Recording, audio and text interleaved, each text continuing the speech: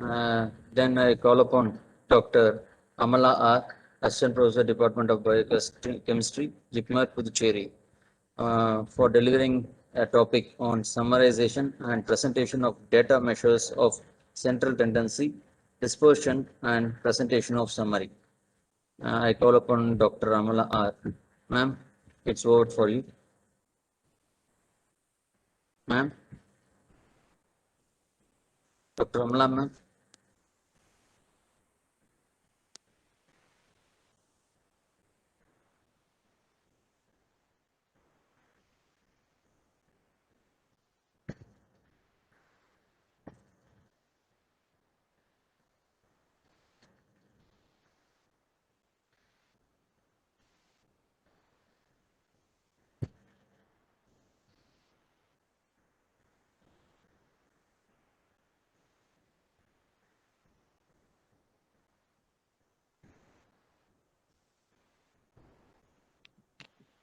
Yes, ma'am.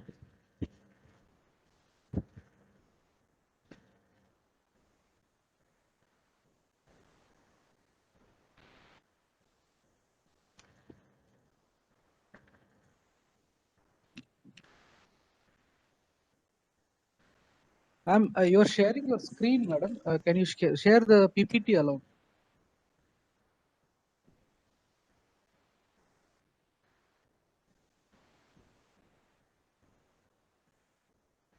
Ma'am, you can unmute yourself now.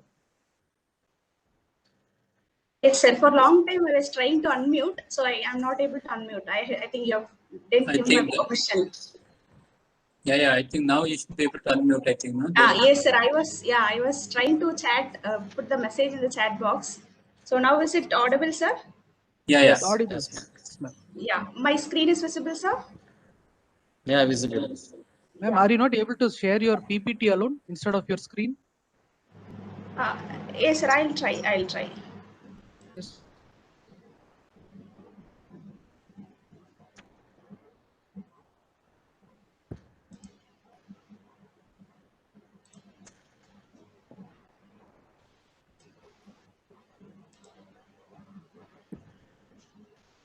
Yes. Yeah. Now is it okay, sir? Yes, sir. Yes, ma'am. Now it's okay. You can make it full screen, I think, no?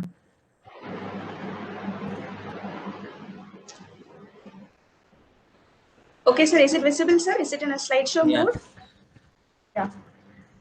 Thank you, one and all present here. Ma'am, you can make it full screen. Myself. Yeah, I think it's full screen only. No, ma'am, it is here. It's not yet full screen.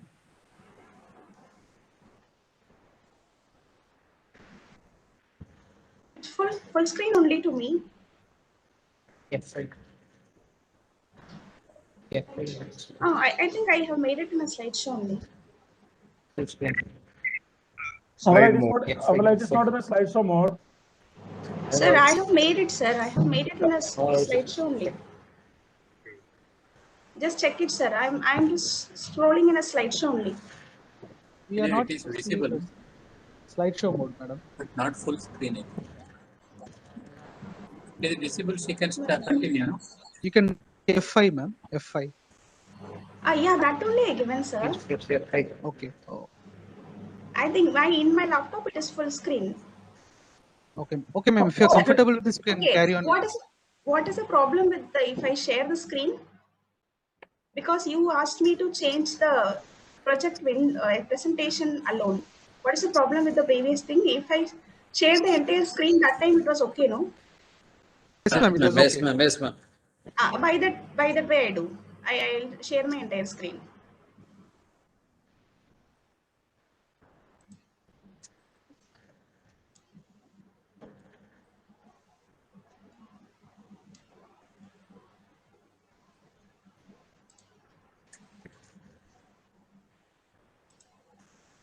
Is it okay?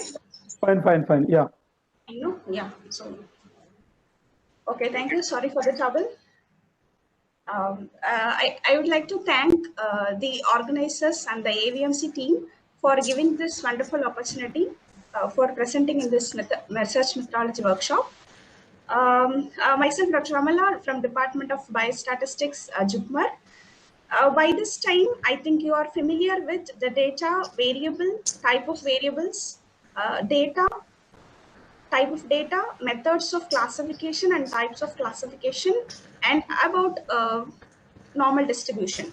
So now, having enough understanding about the data and variables, we are moving to data summarization and data presentation. Both comes under the broad category of descriptive statistics. Okay, so descriptive statistics is a collection of tools such as tabulation, graphical presentation, summary statistics used to summarize voluminous and complex data which a researcher have collected in their research study. So this descriptive statistics can deal with one variable at a time or multiple variable at a time.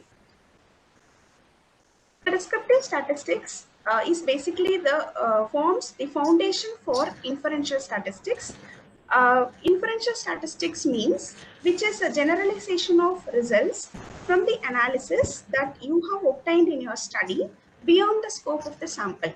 For example, whatever difference you have achieved in your study or whatever association between the variables you have established between the variables in your study is merely a mistake or the same you observe in the population. So that is what that deals with inferential statistics.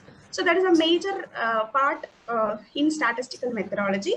So this descriptive statistics forms the basis for your further higher end analysis and interpretation of results.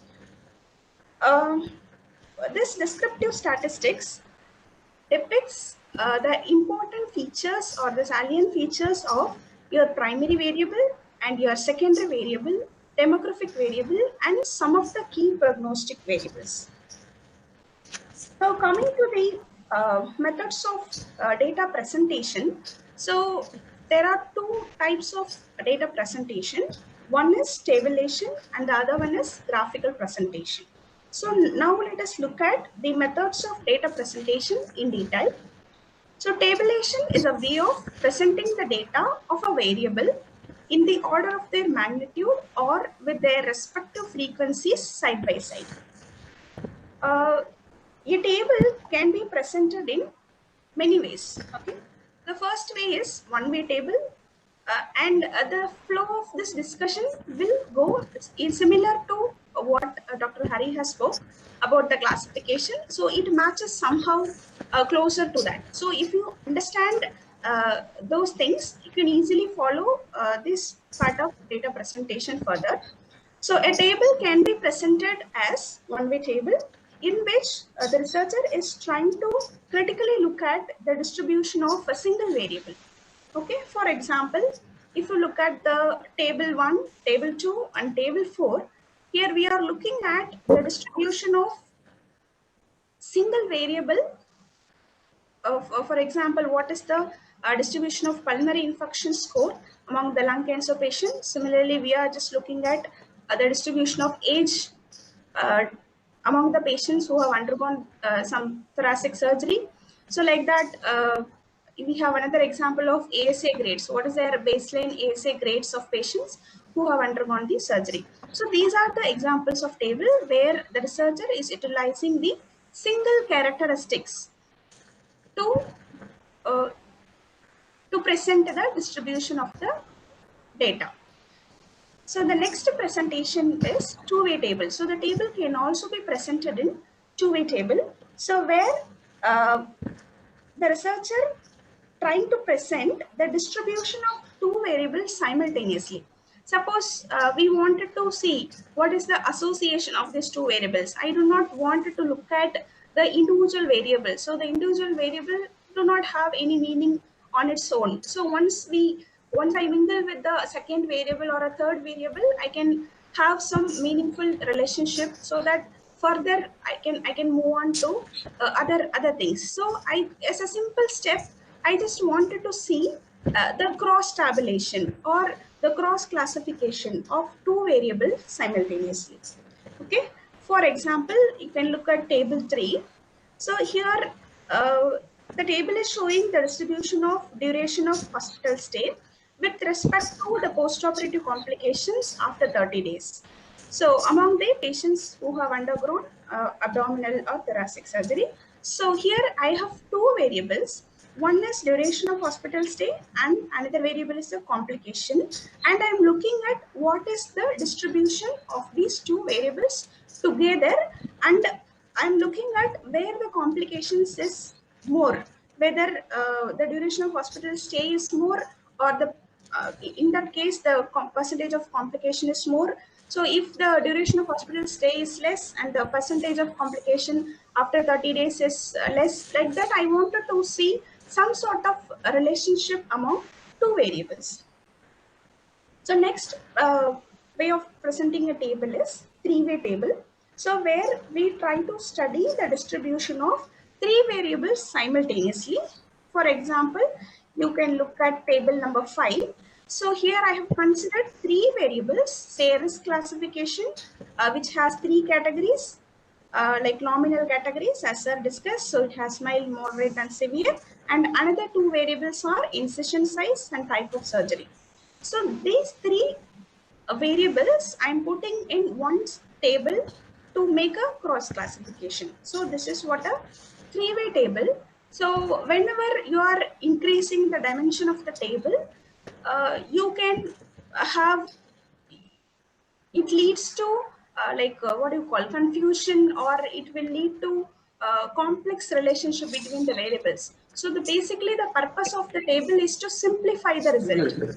So to simplify the presentation. So if that is the purpose of tabulation, if I wanted to include more than three variables together, then the reader will get collapsed. So he will not be interested to read your article or your dissertation further. So as far as possible, you try to reduce the dimension of the table up to 2, maximum 2, so that meaningful conclusions can be drawn from a table of 2 dimension. Okay.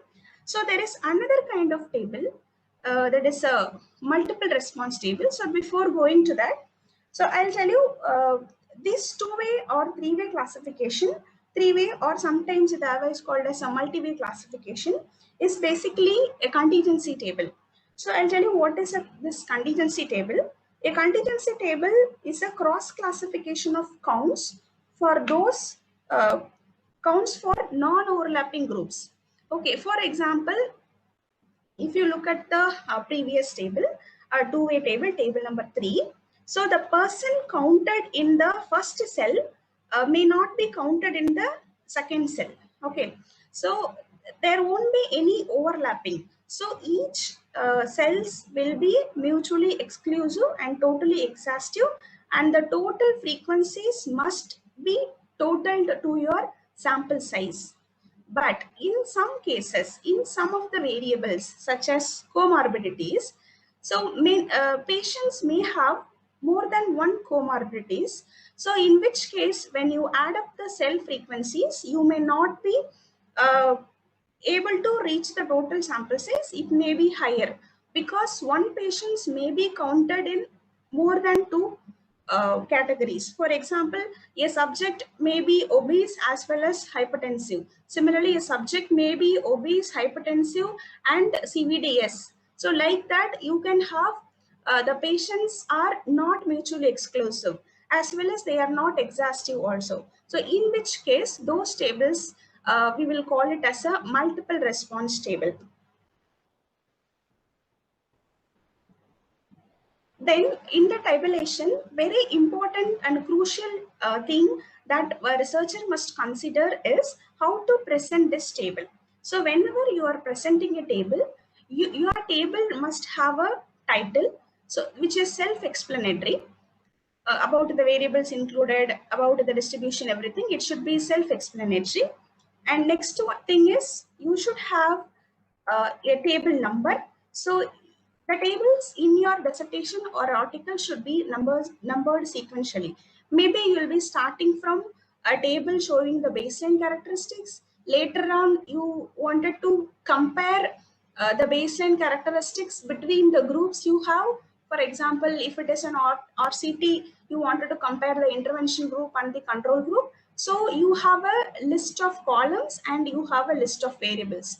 So like that, you have a sequential order. Similarly, further if you move, you can report the results in a table format of other analysis. So it has to be sequentially go. So when you are presenting the tables in a sequential manner, it has to be numbered sequentially. So this number is very important because also it was very useful in citing the table information in the text. So if in the text, if you're writing about the table, you can easily refer the table, like table number 7 shows like that. You can write some of the explanations and some of the salient features of the table presented.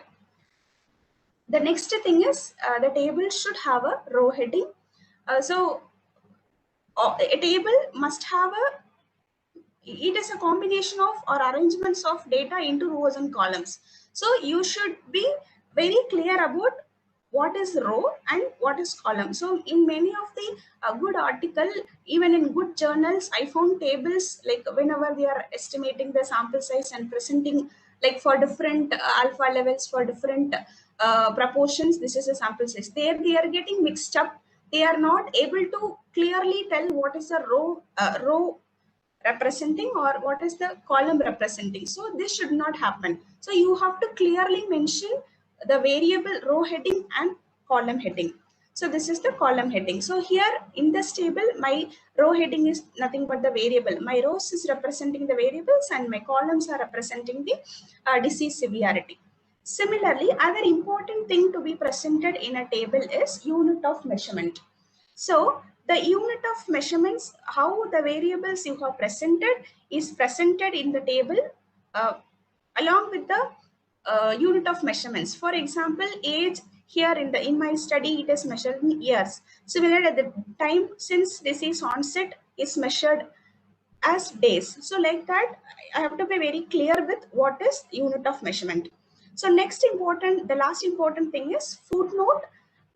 And sometimes the source of the table, if you are copying from any other article or from any other textbooks or from any websites, you have to just give the source of the table. So in the footnote, suppose here I have used some acronyms and I have used some symbols near the p-value. So here I have used ECOG, some acronyms. So I have explained that what is that ECOG in my footnote, and I have also used some symbols for whether the comparison between the variables is significant or not, or whether there is any difference or not. So there I have used that symbol, and that symbol is notated here for statistical significance. So like that, if any other things, any acronyms or any important thing you want to highlight, that you can present at the footnote. So the next way of data presentation apart from table is graphical presentation. So it is preferred because it is more appealing to the attention of the reader, and it also improves the readability of the results, because a table can speak more than 1,000 words. So if you read paragraph, the reader get bored, so they will not move further. They don't choose your paper if your paper is full of text. So there should be some figures, there should be some tables that should highlight the important things of important results or important findings in your study.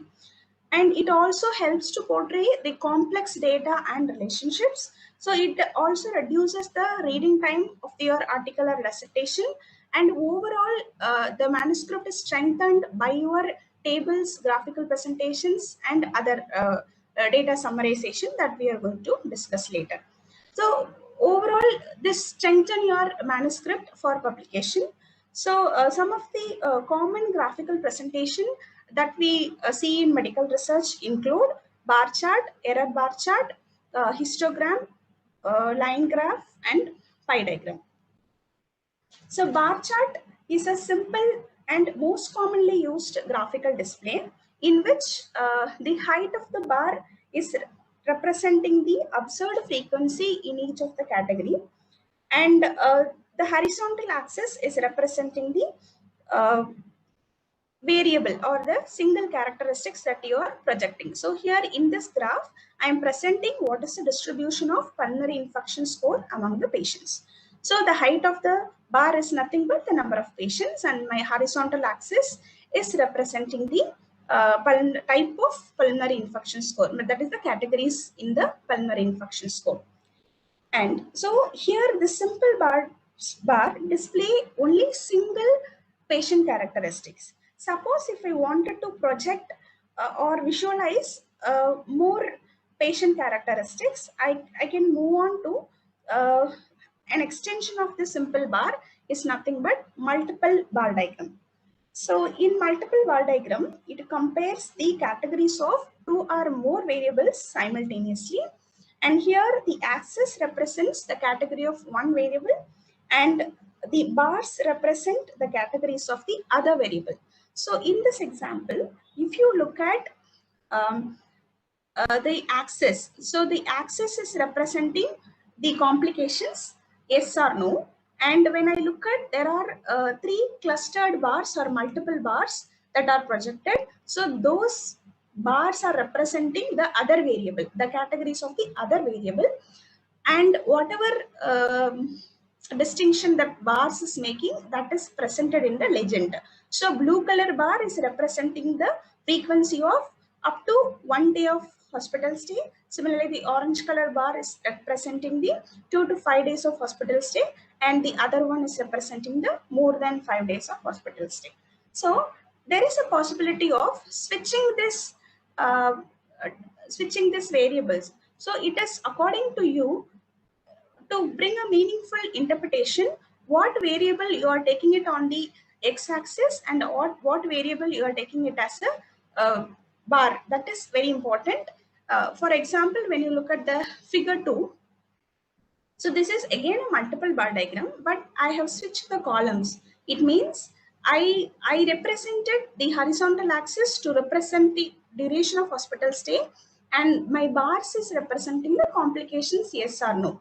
So when I look at, so there is complication is less. Complication is less for for the patients, those who are admitted for up to 1 day. So when the number of days of hospital stay is getting more, so the complication proportion is also getting a little higher. So this is what my interpret. So it is according to the researcher what way they wanted to interpret. In that way, they can switch over the variables, whether it has to be presented in the horizontal axis or it has to be presented on the what do you call bars. So this is the way of presenting the multiple bar diagram, where we can present more than two variables at a time, approximately two variables at a time specifically. Okay, so what is the problem with this graph is, so whenever you, for if any of the variable is having more number of categories, then you have to draw more clustered bars. For example, 5 bars together, 6 bars together, 7 bars together. So if you make for the variables those who are having more number of categories, the clear comparisons, it is not possible when we choose a multiple bar diagram. So in which case you can move to the other representation, that is component bar diagram, where the length of bar is differentiated to represent the categories of one variable. Means the bar is subdivided into groups, or sorry, stacks, and these stacks is representing the category of the competing variable, so the other variable. So here, whenever you are having any variable with a more number of categories, you can go for a component bar diagram, so it doesn't make your bar chart to look ugly. So it will give a very effective presentation even when your variable is having multiple categories. So this is what the advantage of component bar diagram. And to talk more about this component bar diagram, it is used to make comparison between groups or between many of the baseline characteristics, and more preferably it is useful to make a comparison within groups. So for within groups, if you wanted to specifically make a comparisons, then you can always prefer a component bar diagram. The next diagram I'm going to talk about is error bar diagram. So it is another commonly used chart for continuous variables, in which your x-axis is representing the categories or the groups, and y-axis is representing the summary measure. So means especially the mean. So I will discuss the summary measures later, but you know at this time,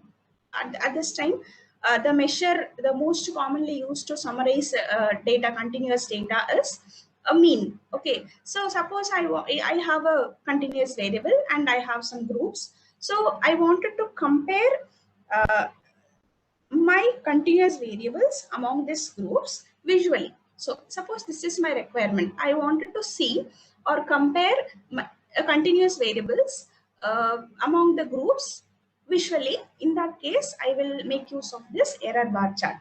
So here it is just looking similar to a cluster bar, but the difference is there we are making that for a categorical variable, but this error bar is for continuous variables.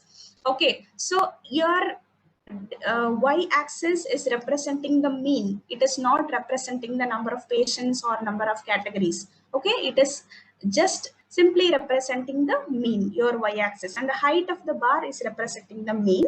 And on the top of each bar, you may find a whisker.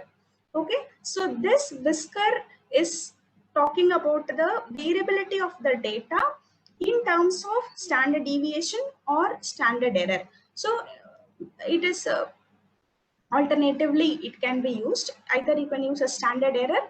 So standard error is nothing but standard deviation divided by square root of your sample size. So in either way, this bar diagram can be plotted.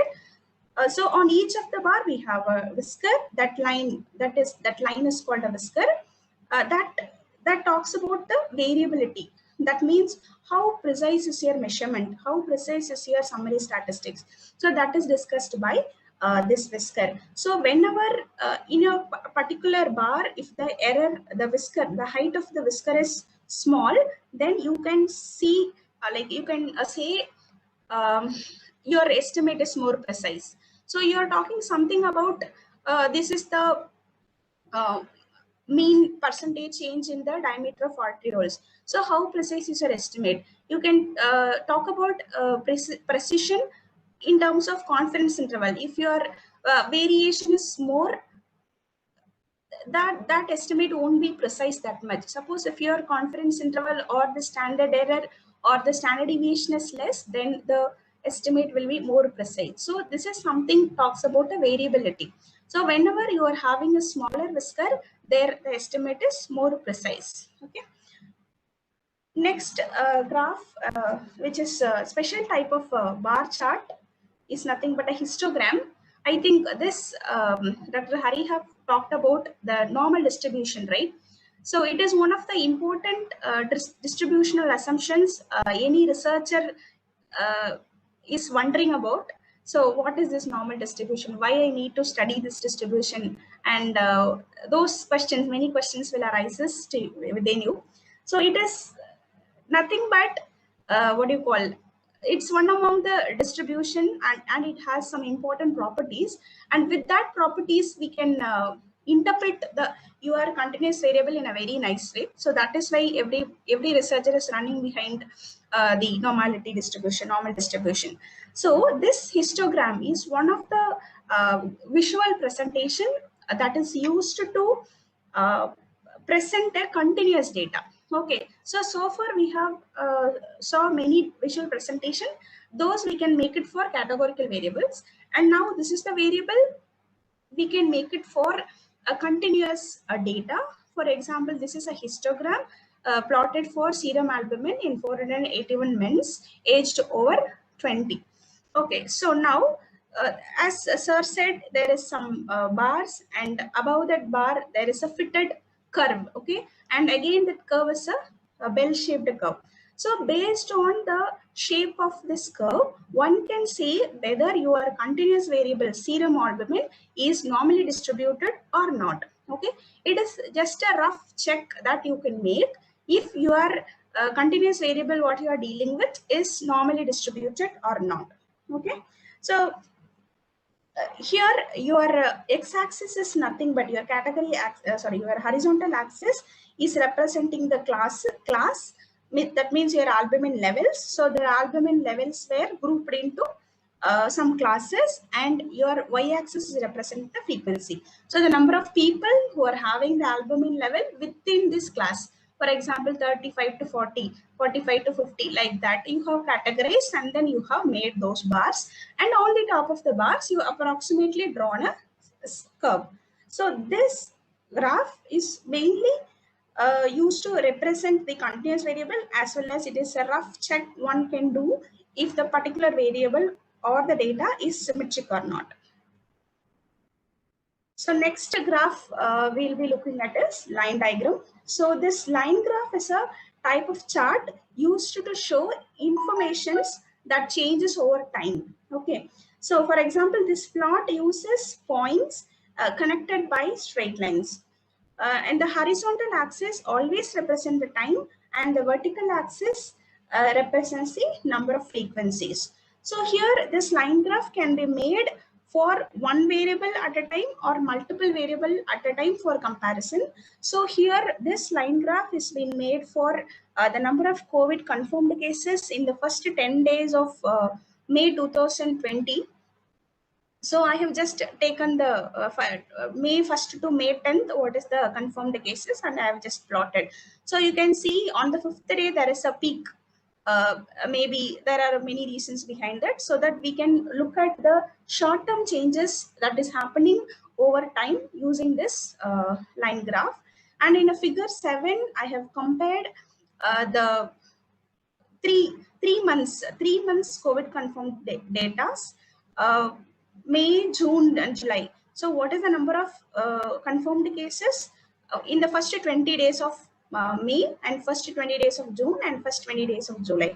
So here also you can see when you make a comparative interpretation, you have to be a bit careful, and you have to also write additional things about the reason for this. When you are doing your research, you are very well know what might be the reason for those changes, or you can clearly pick it up where is the changes is happening. So when you look at June and July, there was a slow and rapid increase, but in the July month it was drastically, it has increased. It has drastically increased up to 40,000. So like this you can compare over many characteristics over time. So this is a very crucial graph that the researcher can make for a variable that changes over time. Okay, so whenever a particular variable is changing over time, that can be captured from this line graph. Okay. And to talk more about this, this is used in share markets and time series analysis, and most importantly in medical research, it is used in survival analysis. Survival analysis, where you will be plotting the survival probabilities for the two groups, for the intervention group and the control group, and for different baseline characteristics group, you'll be comparing. For different stages, you'll be seeing what is the trend over the trend of survival over a period of time. So these are some of the major application in medical research of this line graph. So next simple diagram one can make is pie chart. This is a circular diagram which is divided into segments or class, and the frequency of the categories are represented by the slice or the segment, and the entire circle is representing your entire data. So each slice is proportional to the whole size, that is a different, each slice is representing a different group within the whole. So the size of slice is proportional to the frequency of the categories, and this graph can be adopted whenever you wanted to show some major variations. So for example, if your variable is having like for example, this plot is opted for, there is a limitation in that. So whenever you are having a variable with 3 to 10 categories only, you can make it. I'm not telling you cannot make it for more than 10 variables. If you make for more than 10 variables, it will be very difficult to draw conclusions or interpret this graph. And similarly, this graph, on all the graph, you can make your data labels and the percentage to like presented on the graph that you can make. So here I have presented the frequencies and percentage. So coming to the main use of this Phi diagram is it will compare the relative distribution of two unequal groups of subject but divided into same categories. And similarly, this something if you wanted to highlight, suppose a slice you can make it wedged out if you wanted to draw any attention to that particular category. So those things, those highlight, you can make it by wedging out of the slices. So the last diagram, and it's a very crucial diagram you can see in many articles, is a box plot. It's more interesting. This is the diagram which I most like, okay, because it tells as much information as possible from this diagram. One can get as much information as possible from this plot. So it is something like a fascinating graph, okay. Sorry. So this box plot is a visual presentation or visual representation of statistical Phi number summary. So Phi number summary is nothing but your minimum. What is the minimum of your data? If you take any variable, what is the minimum value, or what is the maximum value, and what is the median value, and what are the quartiles values, first quartile and third quartile. I will be discussing this when I am in detail, when I am explaining you the descriptive statistics. So that time I'll just explain you more about that is dispersion and this quartile measures. So now for the time being, you just know this is a plot that will tell you the Phi number summary, that is minimum, first quartile, median, third quartile, and maximum. So if you look at this, so this graph can be either made horizontally or vertically, and it has a rectangular box, and this rectangular box, the length of this rectangular box is nothing but your quartiles. Means it tells what do you call the length of the this rectangular box is nothing but your this tells what is your first quartile and what is your second quartile and what is your third quartile. So your first quartile is nothing but Q1, and your second quartile is nothing but median, and your third quartile is nothing but Q3. So basically there is a line in the middle, so that will talks about the median, and the difference between Q3 and Q1 is nothing but this interquartile range. So that is basically the length of that rectangle. So on the either side of the whisker, sorry, on either side of the rectangular box, you are finding a whisker. So that whisker is drawn based on, it is not minimum. Remember that it is not minimum, or that is not the maximum. So minimum and maximum is something else, but this whisker is nothing but your Q1 minus 1.5 times of your interquartile range, and your maximum is nothing but Q3 plus 1.5 times of your interquartile range.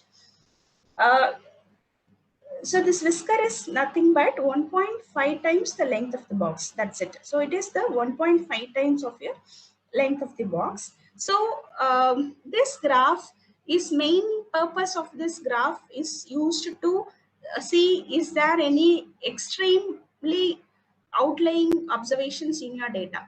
So when you are collecting the data and doing entry in any of the Excel or any packages, there is a possibility that the extreme values may be a typo error, or it may be a real error, or it may be the real observation what you are measuring. So in which case it will be useful to identify any extremely outlying observations in the data. So for example, here in the graph, any value that is lying below this whisker, or above that whisker can be considered as an outlier. So even in outliers, there are many extreme outliers and normal outliers. So that can be obtained by making two fences. So the lower fence is nothing but, inner fence is nothing but that small black color whisker. So up to that, there is no outliers. If any of your data point is lying outside that, then that is considered as a outlier. Suppose if you see what is the 3 times of your interquartile range, that is beyond that orange color line that I have marked. Beyond that, those outliers are called extreme outliers. So you have to critically look at the data, that outliers is real or that is some typological error that has happened. So this is used for one of the use of this box plot is at one visually you can see what is mean, what is median, or the other variance measures or dispersion measures. And also you can look at you are having any outliers in your data. And as well as the next part is, it most importantly, it is used to check the skewness. So skewness, like sir has talked about, so if it is out of symmetry, then we will call it as it is skewed. The distribution of the data is skewed. So I have given 3 boxes, 3 box plot, where the first box plot, the area that is divided by the line, in the rectangular box, the area that is divided by that orange color line is approximately equal. Then we can call or we can say that particular data will follow normal distribution. Suppose if it is unequally distributed, if the rectangular box, if the area that is divided by that line is unequally distributed, then we can expect some sort of skewness in the data. So it is an approximate visual check for again the distribution, like especially the skewness. So in the second box plot, we are having a large amount of area on the top and a relatively less amount of area below that center line. So here we can call it as a right skewed or positively skewed data. Similarly, the last bar is representing higher area below that middle line, and above that middle line the area is small. So here I can approximately say this is a negatively skewed or left skewed data. So one of the 2 application I wanted to specify again is it is used to represent your continuous variable, and it is used to represent your descriptive measures as well, and it is used for detecting outliers, and it also used to check the skewness in your data. So this is an example I have plotted for the distribution of albumin among the patients with normal and abnormal liver function. So here I have found one outlier in the normal subject. Maybe I will be further looking into what is that, why is that extreme observation have come into the data. So that thing I can just verify with this graph. So along with this data presentation, so far I'm audible now. Can anyone respond?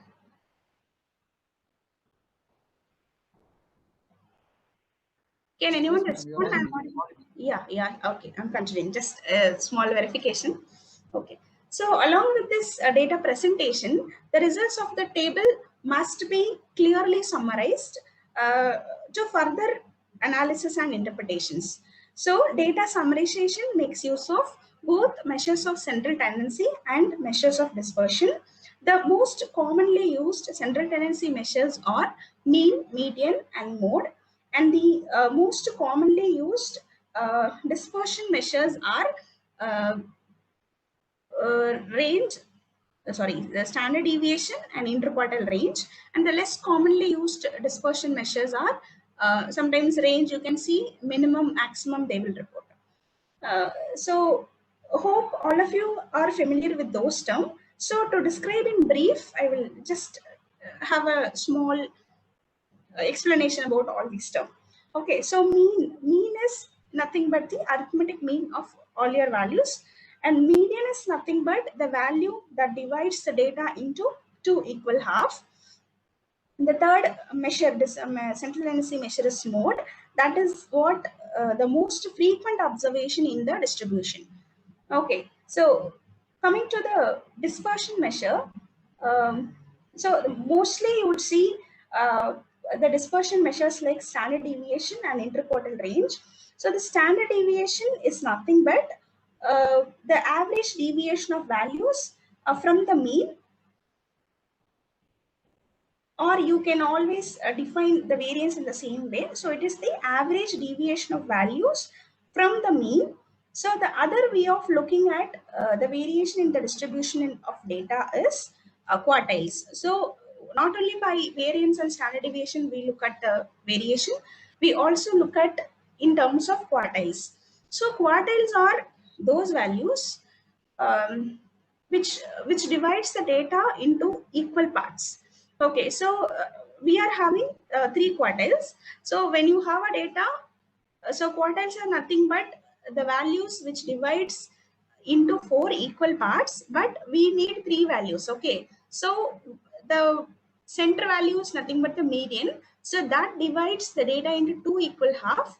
Similarly, q1 is a value that divides the first half of the data into two equal half, so that is the 25th percentile one can call. Similarly, third quartile is nothing but it is a value that divides your second half of the data into two equal half. So in all this you can just make a value. Once again, hello.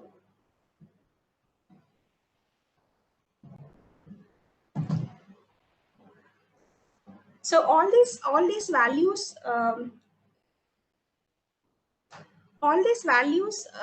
you can find out only when you are arrange your data in your ascending order of magnitude. You no need to sit down and literally work out this. So your software or package will give what are those values to represent in your tables.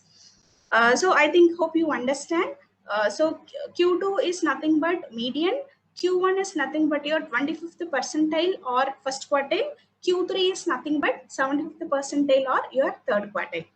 So now one of the basic understanding about this interquartile range. So what one can understand between, about this interquartile range is it is nothing but the middle 50% of your data. So for example, suppose if in any presentation, if a variable called the duration of surgery, which is measured in minutes, is presented as median with interquartile range, that is Q1 and Q3. So this was presented like this. So what one could interpret from these values? So suppose if you consider this duration of surgery, so among there's totally 191 surgeries, so n is that 191. So among this 191 surgeries, so about 50% of it, that is 96 surgeries, have lasted from 69 minutes to 140 minutes. So basically this IQR, the Q1 and Q3 is telling you what is your middle 50% of your data. Okay, so these are apart from the standard deviation, these are the other dispersion measures that you could present. While summarizing each variable, we need to consider two things. One is the distribution of the data and the types of variables, as Sir has discussed. So the first thing is we have to, while summarizing a variable, first we need to consider the distribution.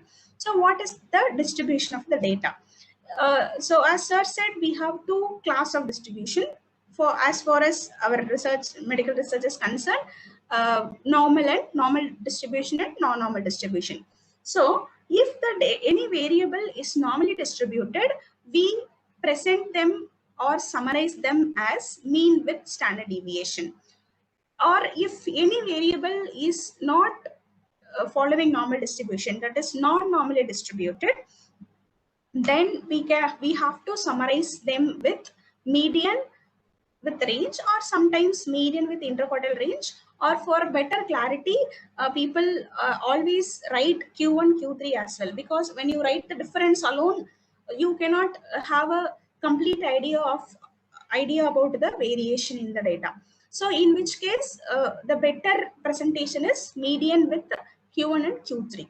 Okay. So the second thing you need to consider while you summarize your variable is type of variable. So as Sir has discussed, there are different type of variables: nominal variables, ordinal variables, continuous variables. So for different variables to be summarized in different ways. So whenever you are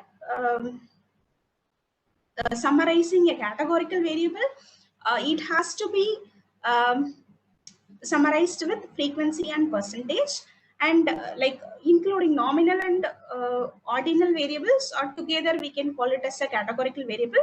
So whenever your variable to be presented is categorical variable, we have to present it with frequency and percentage. And if you are summarizing a continuous variable and after you look for the distribution, it has to be summarized either with the mean with standard deviation or median with the interquartile range. Okay, so like these are the, actually this is a table that has summarized.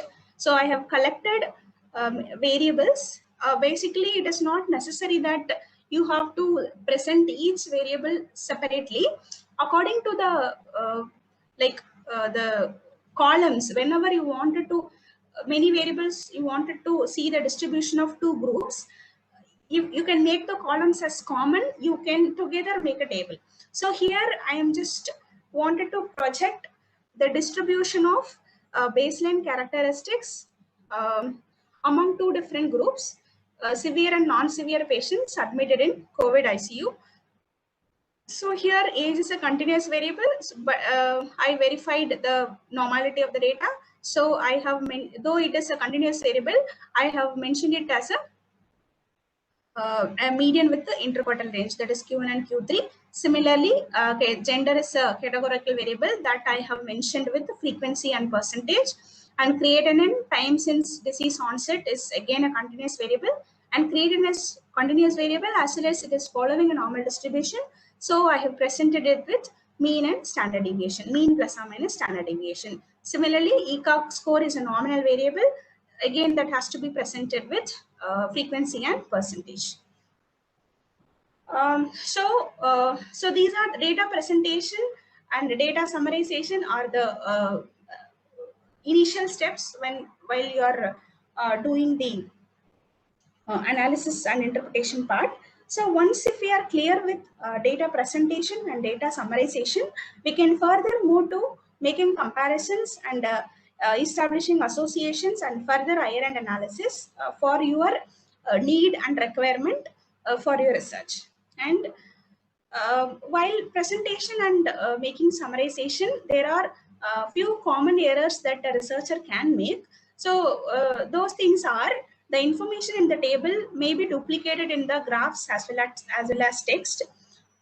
Sometimes graphs are presented without proper legend. Sometimes the graphs are not clear, means the clarity of the graph is questionable. So like that, you have to look for a good software where you get a good clarity of graphical presentation, and choosing of wrong type of graphs for different data that you are dealing, means different variables you are dealing in your research. So you have to choose appropriate graphs for your data. So these are some of the common errors that one can make. So to summarize, like proper selection of summary measures, presentation of data leads to showcase the salient features of your data. It avoids misinterpretation of your results. So the appropriate graphs and tables always make a correct interpretation, and the graphs have visually is having advantage over text, and it helps to portray complex data and relationship, and it reduces the reading time of the dissertation or an article. So the reader could quickly come to a conclusion about the entire study within a short period of time, and it reduces the overall word count for your publication. And data summarization and presentation, it overall strengthen your manuscript. And while summarizing a table, it should not be too large in size. If it is too large in size, you can break the table in a way, such a way that it looks so simpler. And because the ultimate purpose of table is to reduce the readable complexity of the data. So if your table itself become complex, when you project more number of variables in a single table, then it will be very difficult for the reader to follow. And excessive precision in the table must be avoided. For example, having too many decimal places for a particular variable. Suppose I'm presenting the age, I should not have a 27.085 like that. So your decimal places, too much precision in the table must be avoided. So with this, I'm just closing my session. If you have any doubts or clarity, you can ask. Thank you very much, Meena, for your nice and crispy presentation. And it is open for discussion. The panel is open for discussion. Anybody have any questions?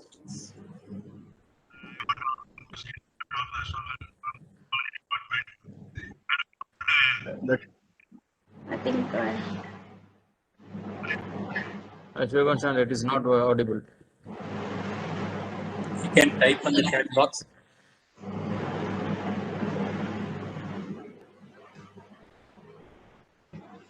I think both of them have presented well. If there's doubt, you can put it in the chat box. So it cannot be.